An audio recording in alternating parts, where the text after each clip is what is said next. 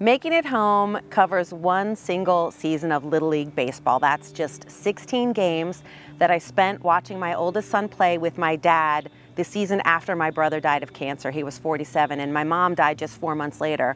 My dad and I were grieving very differently. I wanted to talk about my brother.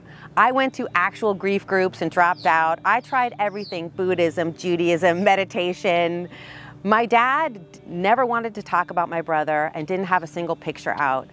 Baseball was where we met in the middle. And I remember at that first practice, my son was playing first base. My brother was a lefty, my son's a lefty, and my dad looked at him and he said, Muggsy, my brother's name was Morgan, we called him Muggsy, and he said, Muggsy never missed a grounder at first base. And that was the first time that I had heard my dad say my brother's name. And then he took a beat and he said, you got to play the bounce. Don't let the bounce play you. And I knew at that moment that he was talking about not just baseball, but about life, about grief, about how he was getting through it. He was trying to play the bounce. My dad and I would sit next to each other in our chairs, just like this. Again, this was our grief group. So this was a pew in a church or a synagogue for us. This was where we prayed, and we prayed for a win, and this is where we grieved. We grieved for losses. What I love about baseball as a metaphor or as a framework for a story about childhood, about loss, about family dysfunction and trauma, and what I love about baseball just in general is, for me, there is no sport that has redemption more baked into it. A baseball game could last forever, technically. So in that way, there's so much hope. You could be on 2 strikes and hit a home run. Your team could be down 10 runs and come back and win. And I've seen that happen in Little League. It happens. So there's so much hope for redemption in baseball. And I feel that's true in terms of our family.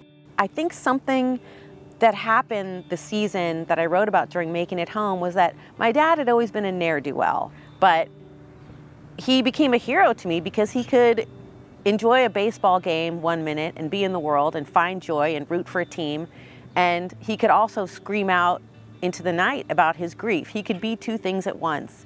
I was pretty nervous to show my dad the book because there's a lot of rough stuff in there about our childhood. And I was nervous that he wasn't going to like how he came across.